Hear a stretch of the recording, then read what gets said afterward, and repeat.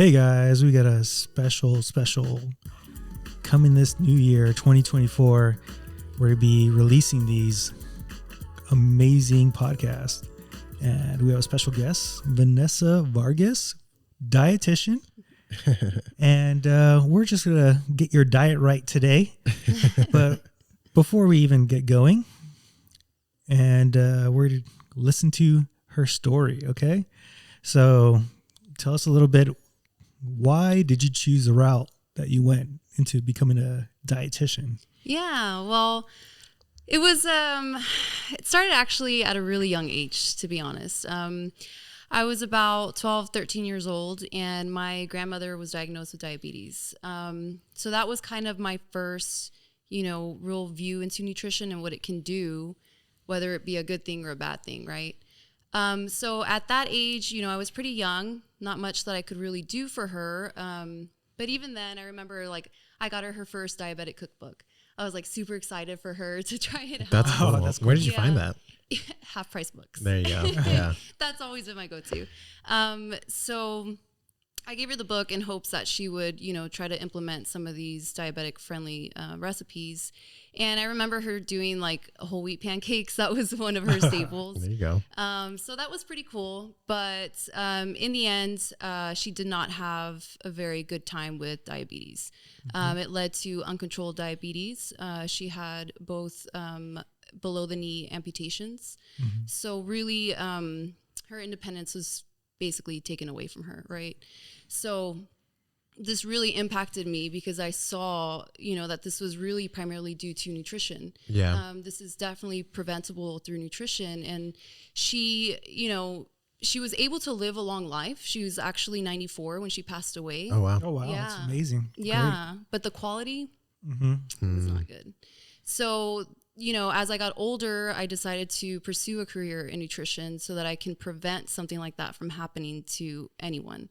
It's just really, it's very heart-wrenching to see somebody go through that, especially when it's somebody that you really love. And so again, she's just my motivation. Her nickname was Chula. Oh. So That's what Edwin calls me. Oh, really? Yeah. Yeah, so that's really, what got me into nutrition.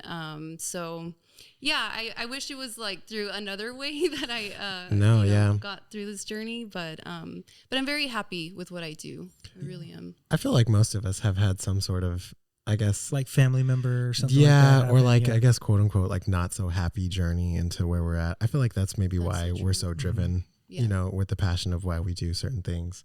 Yeah. So what was the process like I don't think a lot of people understand, how do you become a dietitian? And it's not like us, we get a certification. Well, we have schooling, but it's a simple process. So what is the process like to become a dietitian and be certified and help people out? Yeah. So I love that you asked that question because there's a lot of misconceptions. And a lot of people think that being a nutritionist is the same thing as being a dietitian. Yeah. It is so very different. Anyone can call themselves a nutritionist. Yeah. Correct. It's I can go online and get a training buddies who do certificate. that, right? Exactly. Yeah. So very different. So to become a dietitian, you have to go through a very rigorous program. I studied at UTSA, and they have a coordinated program. Yeah. Hey, boo. He doesn't count. Oh, look here. So their program, it's a coordinated program. You have to obviously do all your prerequisites. So a lot of science courses, chemistry, biochemistry, organic chemistry. Whoa. And then, It's rigorous. Yeah, chemistry is not fun. Yeah, especially biochem. That was, memories. So after that, then the first 2 years is your bachelor's, you complete that. And then the last year is your master's. Wow. So while you're doing your master's, you're also doing your internship. So this is 40 hours a week. You're basically working for free, which is fine. I learned a lot during that time, but you do clinical rotations. So general, clinical, advanced clinical, You also do community rotations, food service rotations as well. So while you're doing all of that, working basically 40 hours, you're also doing your master's classes. Oh, wow. So that's at the end. So after that, once you complete your internship, you complete the master's, there's a exit exam as well. After that, you get a little paper that says that you're ready to take the RD exam. So this is a certified board exam. If you have your master's in dietetic studies, which is what I have, that doesn't mean you're automatically a dietitian. You have to sit for this exam. It was, I want to say it's like 2 hours long. I don't even remember now. But it's pretty hard. It's not an easy exam, and you got to really you have to study very, very hard for it. So yeah, once you pass that exam, then you're a dietitian. So man, I had no idea it was that intense. That's crazy. Yeah. I mean, I've always told clients and stuff like that, like, don't see a nutritionist. That's not a real thing. Like, you have to go find a dietitian. That's whoa, you just throw people under the bus. No, I'll do it again. I'll say it 3 times. No, but yeah, really. Cause I mean, so many people, we see all the time where. So we have a buddy who helps people out. He does a great job helping people out, but I always tell people, you're not supposed to get a meal plan from that person. And 2, if you do have a certain issue, you need to go see a dietitian, because there are certain things they can do and they certain things they know. And I see it all the time, people overstepping their boundaries. It's like me telling somebody that they have I'll diagnose them with sciatica, and I know what I'm doing. I do know what I'm doing, but you still should go see a physical therapist and doctor at the same time. Right. Yeah. I mean, you can go online and everybody has a meal plan that they sell or whatever it is. And it's so frustrating, at least on our end. And I can't even imagine how it is for you too. Yes. Yeah, so how is it for you when you see people giving out meal plans like candy out there? Yeah, it's a little frustrating. But, I will say everyone who is well-intentioned, I agree. think, I'm okay with that. But, if you don't have the education for it, if you haven't gone through, this rigorous schooling, if you haven't had that clinical experience, then, it's kind of, it's just, it's a fine line, right? You got to stay in your scope of practice. So there are some meal plans out there that maybe for the general population, it's fine. But if you're someone who, let's say you're pre-diabetic or you have cardiovascular disease, then you got to make sure you're seeing the right person. So a dietitian would be, a better fit to actually give you a personalized nutrition recommendation. So it's frustrating, but if the person is well-intentioned, it's not as frustrating. But I do get a little peeved with some influencers and the ones that are just out there to really just make money, so it sounds like a story we've known all too long. Yeah, because I mean, we deal with the same stuff too. It's fun. Have you ever worked with personal trainers before or done anything like that in sort of conjunction? Not really. I did. I do know a personal trainer, and we did a small event together. But other than that, I haven't really. Got it. So who are your clients? Like, who comes in? What is your normal clientele? Yeah, so most of my clients, there's 3 main categories. Either they're diabetic, pre-diabetic, they're trying to lose weight, or they're trying to lower cholesterol. Those are the main ones that I've been seeing. Okay. I have a couple others like PCOS, but for the main part, it's been diabetes and weight loss and cardiovascular health. Got it. Since you have those 3, let's break down the first one. What's a general plan for someone who is pre-diabetic or diabetic that you like to go through? On our end, let me just go on our end first, is we tell people they need to strength train, build as much muscle as possible so they can become insulin resistant and help out their response to insulin. So on your end, what do you tell people for the most part? So it's going to still be very individualized. So it depends. Yes. Yeah. We love the answer. Yeah. It's not I can't say it's like a one size fits all. Obviously I have to look at what they're doing with their nutrition. Maybe it's just a couple tweaks that we have to make. Maybe it's just choosing more of the complex carbohydrates. Maybe it's including more fruits and veggies. Hold on. You hear that, guys? You can have complex carbohydrates What? And Carbs are not the enemy. Can you I guess give an example of what a complex carbohydrate would be? Yeah, so a complex carbohydrate would be like a whole grain. So something like brown rice is the one that we always hear, right? It doesn't have to be brown rice. It can just be, I don't know, Ezekiel bread. So what it is, when you think of a whole grain, it has 3 layers, right? So it has a starch layer, it has the B vitamins layer, and the fiber layer. That's a whole grain. That's a complex carbohydrate. It's not going to spike your blood sugar levels. Now, a refined carbohydrate, they're stripped of their layers, and all you're left with is the starch. And that's why it affects your blood sugar levels differently. Wow. So, complex carbohydrates, that's why I'm going to push those people more towards that, because we got to control the sugar in their blood. So with prediabetes, I often take a route that's similar to those who are diabetic. So what I like to do, basically, again, I have to see what they're doing nutritionally first, and then I make my recommendations. But I like them to have a consistent carbohydrate intake, meaning I don't want them to start their morning with 80 grams of carbs and then their lunch drop it down to 30 grams, because that's causing these spikes and drops in blood sugar levels. Got it. Okay. So yeah, so that's kind of one of the things that I work with clients on. Interesting. Okay. Cool, man. That's exactly the answer I want to hear, was individualized. Right. Yeah. I feel like too many times in our space, people are like, this is the only thing you can do, and that's it. And that's the perfect answer. Yeah. Or, especially in personal training, it's like, here's this one move that'll fix your back pain. I'm sure that there's a similar kind of thing for you as well. All right. So those are the diabetics. What about the cardiovascular issues that you see? So what's the process like? A lot of my clients, when they come in with issues, most of the times it's high cholesterol. I've seen that a lot, time and time again. So with cholesterol, I really, really emphasize fiber, specifically soluble fiber.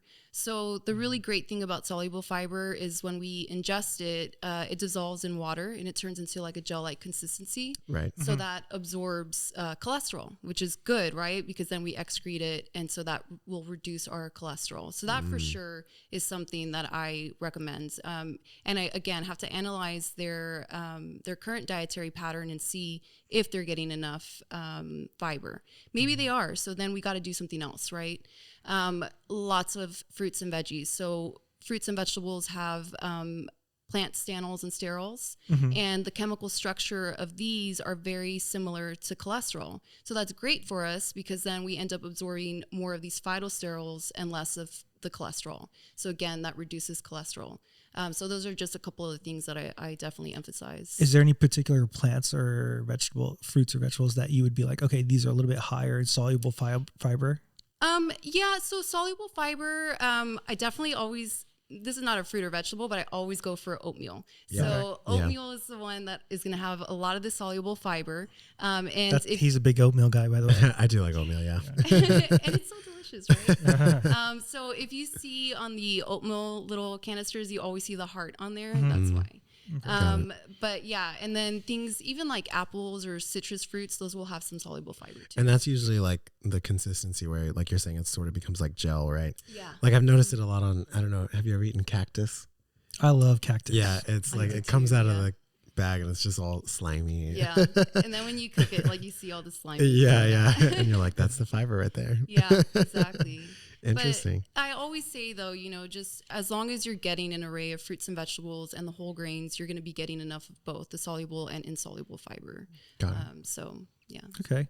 And then you had PCOS. So I'll let you know, I had one client who was, I believe, insulin resistant PCOS. Okay. And she did a keto diet because that's the only thing that would work for her. Because of the insulin response. Have you had like a situation where that came across? And like, I know there's different types of PCOS. Yeah. We've had this conversation about like, they just put it in one category, but there's multiple categories. Right. So just maybe give the audience a little bit of idea, like what types of PCOS are out there and how would you diet differently maybe? So my experience with PCOS, and it's just been a couple, if I'm being honest with my clients, what I have noticed is we've been able to control it well enough that it doesn't turn into something that they're insulin resistant. Okay. And so that's kind of the general population I've been working with PCOS. So it's more, hormonal imbalances, kind of a harder time to lose weight. So for them, what we primarily focus on is more whole foods, less processed and refined foods, because there's a lot of inflammation going on in the body with PCOS. And so that can exacerbate things too. So we focus more, on foods that you're making at home, less prepackaged foods, and then lots of protein. Not lots of protein, I take it back, but a good amount of protein, right?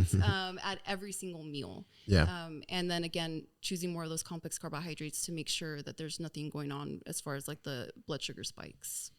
Got it. Yeah. So when you're doing this, do you do like blood work? Is it more of like a food diary where you're just learning about them? Like how exactly do you sort of, I guess, create the program that each individual needs? Yeah. So as a dietitian, we are not allowed to do blood work.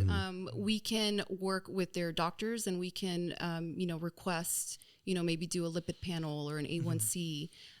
But the doctors are the ones that have to sign the order. And that's the same thing for clinical dietitians too. They can just request it, but we can't actually order it. So generally that's what I do with my clients. If I see something, maybe they haven't had lab work done and who knows how long, I'll make that recommendation. Once I get the labs, then I can review them. Of course, staying in my scope of practice, I review the labs that are more nutrition related. Yeah. Okay. Pretty much just how can people find you, and how do they do I take insurance? What's like the process of all that stuff? Yeah, so I am located at the Pearl under the name Wellnessa. That's a play on words. Yeah, that's a pretty good name right there. Yeah. Shout out to my fiance. So yes, that I'm located at the Pearl, 503 Avenue A, number 1117, across diagonally from Best Quality Daughter. Okay, I know where that is. Yeah, so I'm right there. So I do have my website as well. It's wellnessanutrition.com, so you can find me on there. I do accept insurance, Blue Cross Blue Shield, and United Healthcare. That's something that I definitely wanted to mention because not a lot of people know that dietitian services are covered through insurance. Yeah, I don't think I knew that either. Yeah. I always hear that when I say that. Yeah. Yeah. So it's not, common knowledge. And it's so important because if you're paying for insurance, take advantage of it. Correct. Yeah. I have a lot of clients that don't even have to pay a copay. So if you can get this, just do it.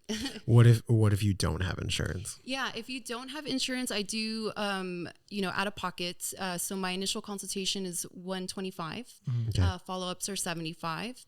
But if you don't have United Healthcare, if you don't have Blue Cross Blue Shield, maybe you have another insurance, you can call or you can go online and you can find a dietitian that's in your network. Oh, okay.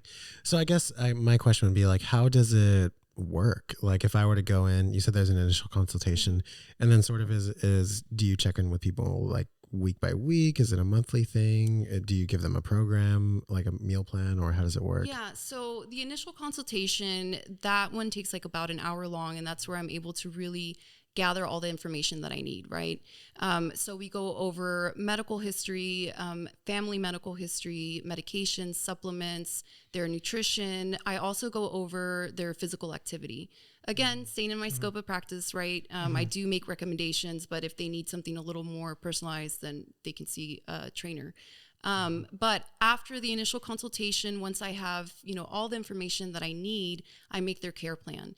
So in the care plan, what it entails are going to be my personal nutrition recommendations, recipes that they can follow, a grocery list as well, and a nutrition analysis. So that nutrition analysis is based off of our initial consult, and I also do a 24-hour recall.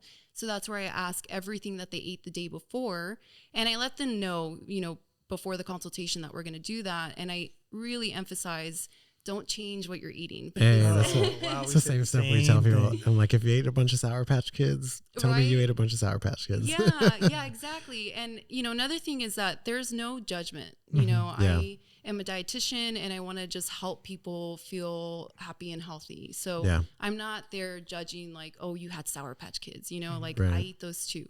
It's okay. But it's just, in what quantities. So after that, then I do my nutrition analysis after our consultation, and I'm able to see, are they underdoing protein? Are they overdoing the carbs or so forth? So then I can lay out the plan and say, this is your calorie range, carbohydrate range, protein range, and fats, and then how we can work towards their specific goals. We also do goal setting. You know, there are small gradual goals, which is super important. Yeah. Because you don't want to overwhelm somebody, you know, with these huge, ginormous goals. Y'all listening? You listening to this part? I think we found the right dietitian for y'all guys. I guess another question too is, so I've had clients in the past who have Don't lie, this is a personal question. Yes. I had clients, they weigh my weight. They look like me.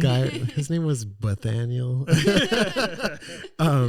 So I've had clients in the past who really struggled with like, I mean, I guess I can't diagnose, right? But some sort of eating relationship issue, right? And have you ever worked with people like that? I know that's more of maybe a mental health, type thing, but I'm assuming that you've at least come across that in some way. Yeah, so eating disorders are real for sure, and there are dietitians who specialize in eating disorders. I have worked with a few clients, and it is a very touchy subject, and you have to be very mindful of what they're going through. Yeah.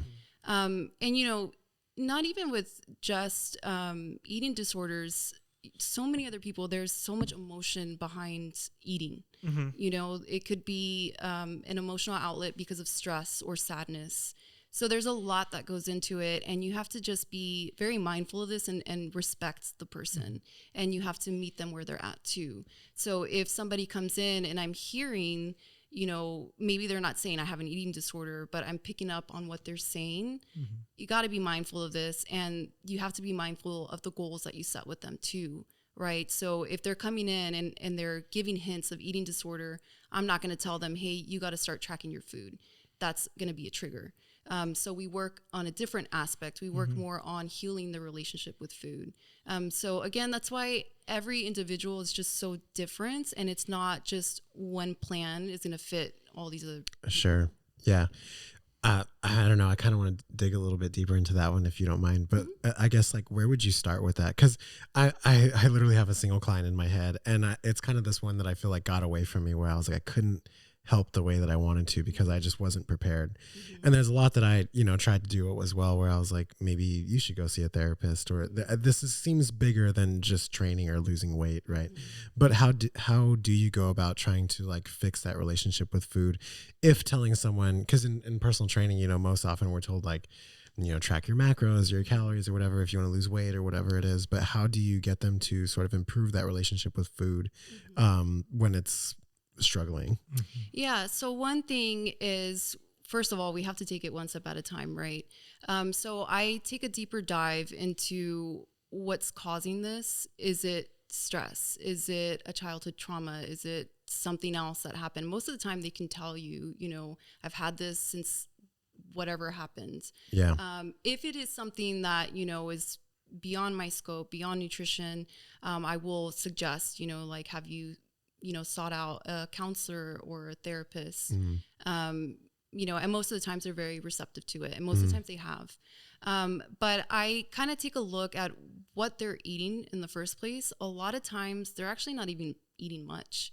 Right. So the calorie intake is very low. So from there, I think it's very important to explain why we need certain foods, right? Why we need to eat, you know, colorful fruits and vegetables, because they're going to give us the vitamins, the minerals, why we need carbohydrates, why they're good for us. Because a lot of times they're told, don't eat this because this is bad. Don't do that because it's going to cause this. Well, instead, taking a more positive approach of eat this because it has all these benefits. You don't like it? Okay, let's find another alternative that also will have these benefits. And how can we start? And that's the biggest thing, is starting off small. So maybe, you know, I'm thinking of one client who literally was having like 800 calories, and they were so worried that if they started to increase it, that it's like all hell was going to break loose. Dude. And so of course I wouldn't say, you know, we're going to increase your calories. Yeah. You know, you're going to start eating 1,800 calories a day. That's not okay. It's going to be overwhelming. So instead, what area are they skipping? Maybe it's their lunch. They're just not doing lunch, or they're not doing dinner. So maybe I just give them a recipe. Hey, can you try this? See what you think. You don't have to implement it every single day. Pick one day out of the week and see how you feel that day. And they're very receptive to this because, again, it's small. So I think that's the biggest thing with that population is you got to meet them where they're at and start small. Mm-hmm. Yeah. No, yeah. I learned that from Precision Nutrition is coaching slowly and stuff like that. Makes completely sense. Yeah. Have you ever heard of a place called NCI, Nutritional Coaching Institute? I don't think so. No. It's made for personal trainers mostly. Yeah. It's made for personal trainers. But they mostly do obviously you're not a dietitian, right? Because you're not doing all that stuff. But it's a nutritionist. Yeah. And definitely, but they focus more on coaching people through nutrition as opposed to just being like, here's a meal plan or here's whatever. Yeah. And so they've done a pretty good job, at least I feel like, in the personal training aspect of trying to educate better on how to help people through that. And I like that you said that too, because what we do is nutrition counseling. So it's not just here's a meal plan, follow it. It's counseling, the clients and really working with them to find what is best for them. It's funny. We've kind of thought of something similar that we'll talk about later. Yeah. But yeah, that's very interesting. Because I mean, a lot of clients that I'm sure we've had, I could almost say that, like at least half of my clients will come in with like some sort of odd relationship with food. Maybe it's not a full blown eating disorder, but something along the lines, right? Don't you feel that's kind of normalized today because we're told so many different things on social media, so many different things from different generations. Like in the 80s, it was like low fat, high carb, and all of a sudden no carb, high protein. And like people are so confused today. Like, what do I eat? Yeah. And our response is like mostly whole foods. Like, yeah, I mean, and it's funny because you were talking about, sort of, I guess, whenever I talk to clients who haven't had a good relationship with food or are trying to just eat healthier, how you were saying where you're like, oh, I'm not going to tell you to stop eating the Sour Patch Kids. I'm not going to tell you to do that. We kind of live by the rule of saying like, let's add in before we start restricting. So it's like, let's add in more fruits and vegetables. Let's add in more of this before trying to take away, right, the other things. I feel like it's just easier on the mind. Like an addition by subtraction, right? Right. Or subtraction by addition. Yeah. So like trying to get them to do more. And I feel like that helps better than as opposed. Because I mean, if you tell someone like, well, now you're not going to eat any of the food you like, and you're also going to cut your calories by this much or increase them by however, they're never going to succeed. Exactly. They'll never succeed like that. Yeah, no, I 100% agree with that. I am also about adding in foods, right? Maybe more protein. And what happens too is when you add these foods in turn, they're going to reduce some of those other foods, right? Yeah. Yeah. So it works out pretty well. Yeah. So I saw you had a workout picture. What do you do for your workouts personally? So Cut. I saw this hot sweaty picture. I just finished my workout. Instagram. Let me take off my jacket. No, but Can you flex for the camera, please? Let me flex real quick. So I have been working out since I was like 19. Good. So I went through different phases, right? My first phase was like the dude bro phase and like... Hold on. What's the dude bro phase? I want to know what that is.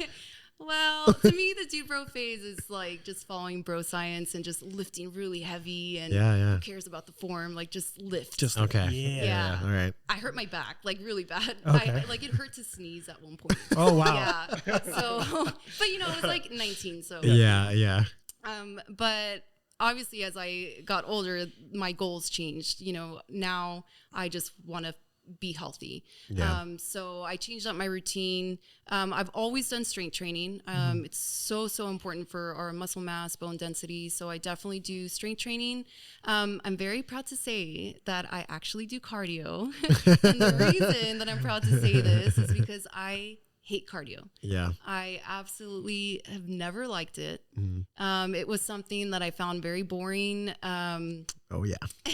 I hate it too. Yeah. You're preaching to the choir here. Yeah. And I hear that a lot, but luckily I finally found something that I love. So I started doing the Peloton. Have y'all done the Peloton? I hate bikes.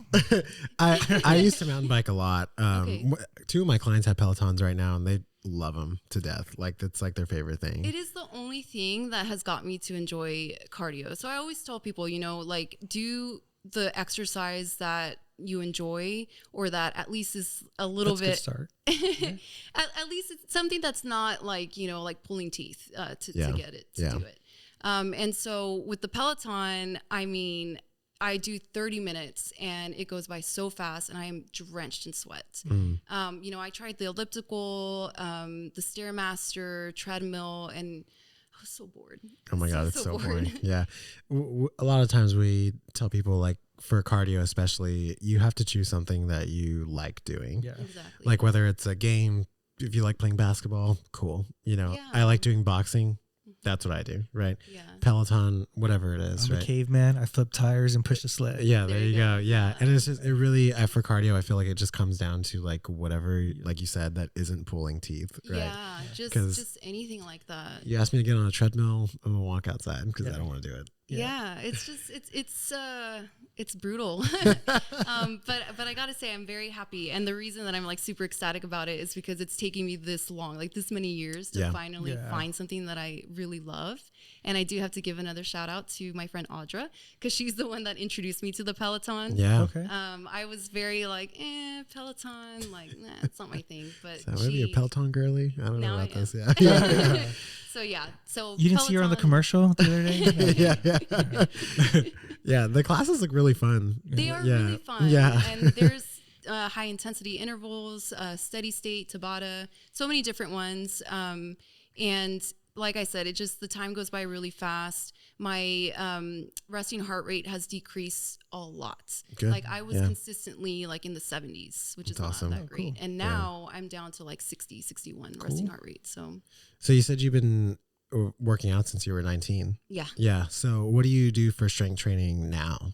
So also what I used to do, and then I'll get to what I do now. So I used to always have the split of back and by, chest and tri, legs and shoulders. Bro split. Bro. Yeah. Bro science. I'm telling y'all, I was in the dude bro phase. So that was my thing. And I had been doing that up until like not even that long ago. Wow. But it worked for me. But I started to get a little bit bored. And so now I do upper body, lower body, and then I also do the Peloton, and I work out 4 times a week, which has been really great for me because I was also doing 5 times in the past. Yeah. 4 times is just the perfect amount of time for me to get a good workout in and to have that recovery time.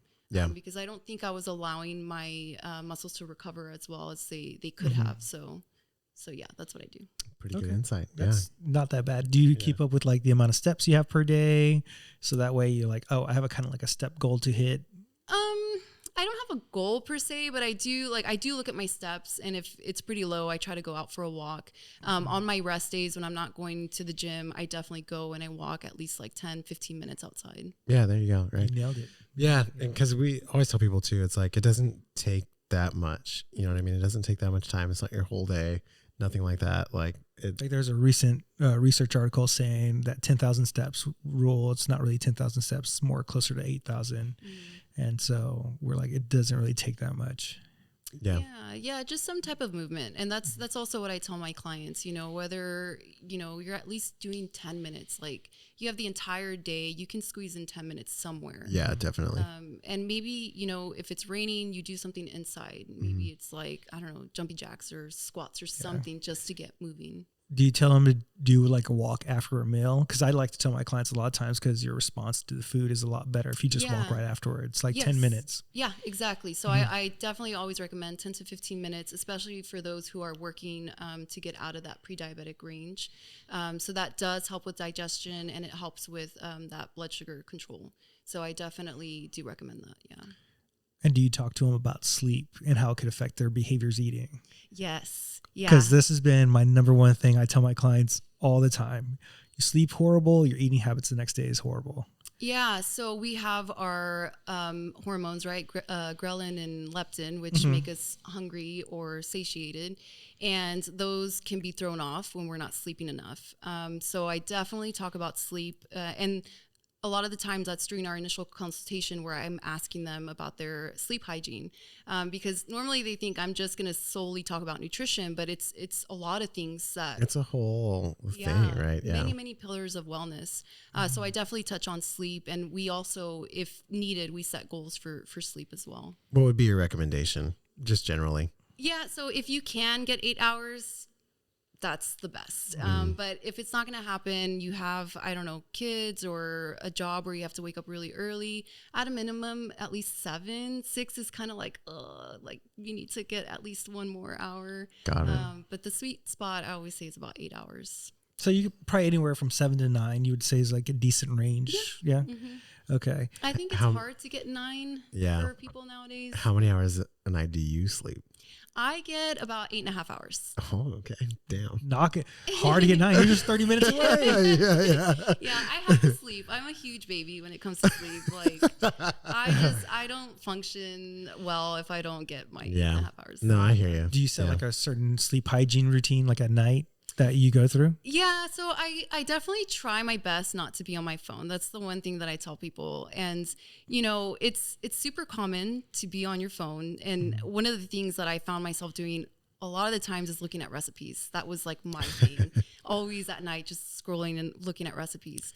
I really have stopped doing that because it changes your sleep. You don't get sleepy as quickly, right? And then when you finally do fall asleep, I feel it's like a lighter sleep. So I definitely try to turn everything off. Sometimes I'll literally just sit and do nothing. Like my fiance's like, "What are you doing?" And I'm like, "Nothing," because I just don't want to do anything. Yeah. That helps me to just relax and get ready for bed. Yeah. Yeah, I usually, like right now, all these lights are on. My house is usually just 2 lamps on and it's dark with a TV on in the background. But I'd be asleep like in an hour usually. Yeah. Really? Because we wake up super early as trainers. We got to be at the gym like 5 or 6 o'clock in the morning. Oh, that's right. Yeah, it ain't no joke. So how many hours do y'all get? I'm consistent. Yeah, I'm not. I'll be super honest. I'm not good on my sleep. Like I try my best, or I don't try my best. I don't ever get less than 6 hours, but I would say that 6 hours is like my standard. Did you hear about the hunger hormones that she talked about? That's why you're struggling during the cut. And so it's like, for me, it's like one of my biggest things is like dealing with like anxiety, other things like that, stress, stuff like that. So I already like have to deal with that. So when I don't sleep, it's even worse. And so I definitely make sure that I like at the very least get that amount, because I've talked to him about it too. Yeah, can you tell him to stop drinking coffee and caffeine? I don't. And make sure his electrolytes are balanced, please. Like I actually there's a company called LMNT, right? That I told you about. Yeah. So I actually have cut back on my caffeine a lot because I did sit down one day and I was just like, how much caffeine am I drinking? And I was like, this is way beyond anything that anybody needs. It wasn't like this exorbitant amount or anything, but it was just too much. Right, and you're drinking like 1,000 milligrams. No. Can I ask you, did you do pre-workout? Yeah. So like this is was like a normal day. And so like, I'm gonna get this. She's about to give me some eyes right now. You're gonna see the judgment. I would like wake up, whatever, get ready for work, go to work, get there. I would make like a cup of coffee, and honestly, I would drink like half of it because like the coffee there sucks, and I would just be like, I'm just pour this out. It's 100 milligrams. Yeah, so it's like at least like 80, right? And then I would do pre-workout. At the time, I was working out really, really hard. So I would do like the full scoop. So that was like 350. Yeah. And then so like on top of that, I'm already at like 450, right? Yeah. And then like some days after work, I'd be like, I'm going to go grab this or whatever. So like by the end of the day, I was like maybe 550, like 600. And I was like, no wonder I'm so anxious. This isn't helping at all. Yeah. And so now I've cut it back to pretty much like one source of caffeine per day. If I do pre-workout, I'll do half of the scoop, and that's my source of caffeine for the day. So I think on a normal day now, I have anywhere from like maybe 150 to like 100, and that's about it. And you feel better with your sleep? Yeah, who would have thought that I would feel so much better? Yeah, I definitely feel better throughout the days. Like I guess just my baseline level of anxiety isn't quite as high. That's good. Yeah. Well, I'm glad to hear that you cut down on that. Thanks. Yeah. So I heard like caffeine, you shouldn't drink it first thing in the morning. You should wait I have like heard that. an hour. Yeah. Is that like there's some science to that? What's the science? Is that to true? That? Like, you know what? Is there some truth to it at least? I need to really take a deeper look at the research, to be honest. Yeah. I don't want to say anything just yet before I actually look at what studies Do you are drink saying. caffeine? I do, yeah. What do you do? Do you have it first thing in the morning? Do you have it So after? generally I wake up and I wait about just 20, 30 minutes. I'm not typically too hungry or anything in the morning. So I make my coffee around 30 minutes after, have about 2 cups. It's actually probably less because it gets cold, I'm like sipping on it and then I throw it away because it's all cold. Yeah. It's about 2 cups, but I generally, I don't have caffeine after probably like 2 p.m. is my cutoff time. For me, I'm trying to cut it off at about 12 because I just have to go to bed so early. And I think it's like 10 hours, right, that it lasts in the system? I think so. Yeah, something like that. Yeah. I've been okay with Zero. Hey, it was late night. All right, this is different. saying. And this is also my first source of caffeine today. So Just saying. There's caffeine right there. this might be like a silly question, right? But I'm trying to think because you just brought that up. So I'm trying to think of like things that I've heard, like myths and things like that. Are there any foods that do affect like certain things? Like let's say like, okay, I struggle with anxiety. Is there a food that you can have that would like help you with I that? thought you were going to say your testosterone. Or that too. Yeah. Is there any things that Well, so let's talk about anxiety first. So because that was your question, right? So we know that if you are having a lot of caffeine, that can trigger more anxiety. Sure. As far as like calming, there are some things, if you have like dark chocolates, I forgot the compound that's in it, but it can stimulate this like calming effect. See, that's why my wife is so calm. Look. She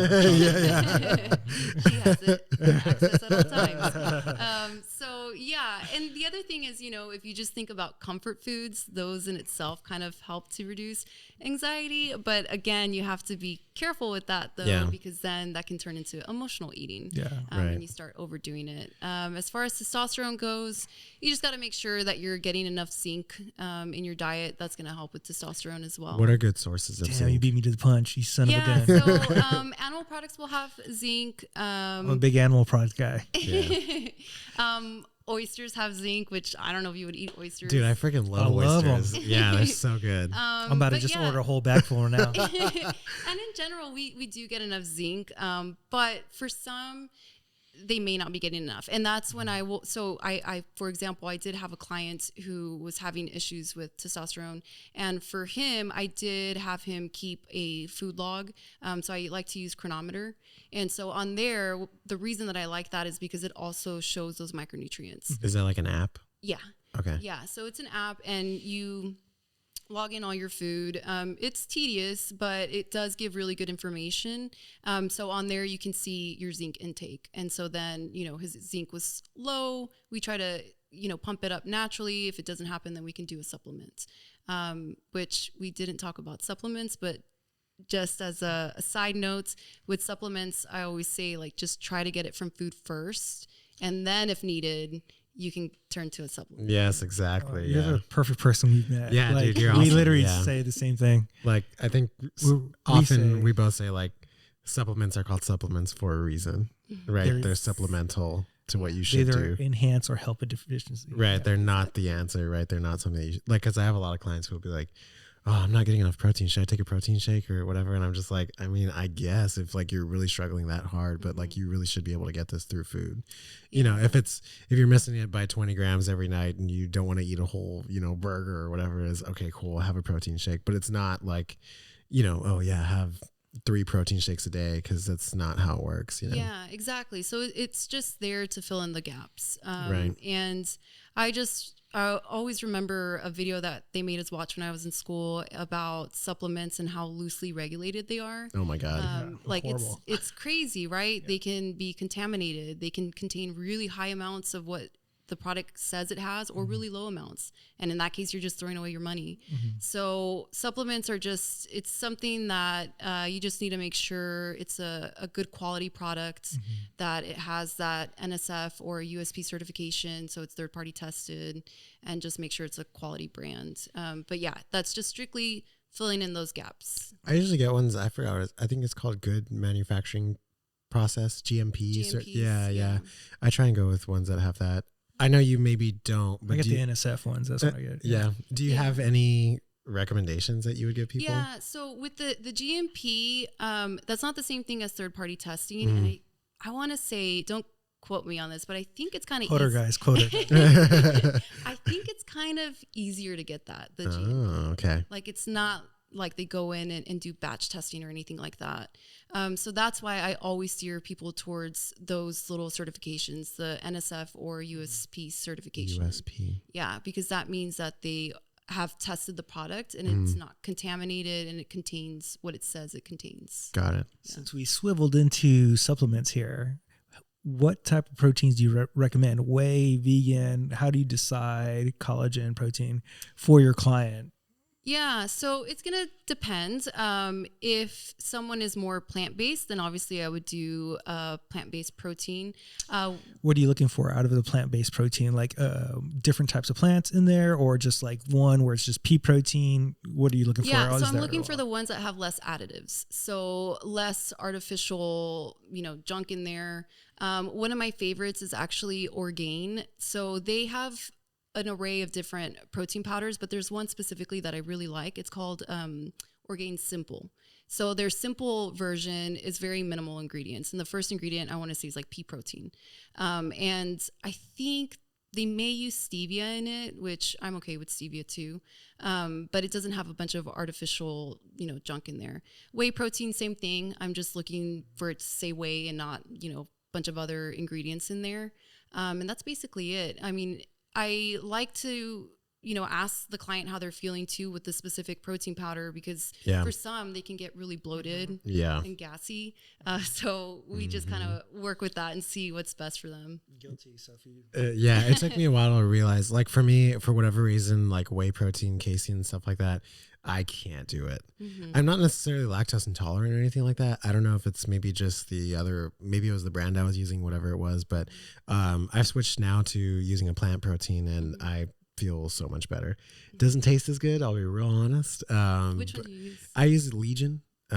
Legion, I think the brand is Plant Plus. The one by Mike Matthews. Yeah. So I pretty much only use their products. So I use the protein, the pre-workout, which is also like naturally flavored, stuff like that. Again, doesn't taste that great because it's not all artificial and there's a bunch of syrup and stuff in it. But I'd rather use that than anything else. And then I'll also do a creatine from them as well. Yeah. And I found that their product is pretty good. I've used them, Optim Nutrition, and Organifi. I've never used Organifi. I love their green juice. Yeah. And so those are the ones that I've used now. I've gone through a million of them, over time, but these are the ones that I found that I don't feel like shit on. Yeah. Same for me. When I switched to Orgain, but that specific one, the simple one, I felt great. And I like to use it on those days that I'm like super in a rush and I know I just can't have anything else. I'm just gonna make a quick shake. But that one sits really well with me. I used to do, I think it was, what is it called? Gold Standard? Gold Standard Whey. By Optimum Nutrition. Is that Optimum Nutrition too? Yeah. That one's like, it has like 4 ingredients, I think. It doesn't have that many ingredients. Yeah. That one made me bloated though. Yeah, it didn't sit super well with me. I feel like, it really just depends, right? It's just sort of like hit or miss. Like I'll recommend a couple to my clients and I'm just like trying. If you feel like you don't like it, don't use it. Yeah, because we're all so different. So what's going to make me bloated may not make you bloated and vice versa. So Edwin, he's allergic to corn. I can't have corn. Yes. Oh, really? Yeah. Yeah. So that's something else that I always ask my clients is, what are you allergic to? Because I never want to give them a recipe that has something that's going to, cause an allergy. So does your website have like free recipes? Can you go on there and just like, do you have like a blog? So on my Instagram, sometimes I will post recipes on there. Okay. But what's your Instagram handle? I should put that. So my Instagram is Wellnessa _V. Wellnessa. Okay. Yeah. Got it. Yeah. Yes. We'll put it on the notes. Yeah, for sure. Yeah. We'll shout out.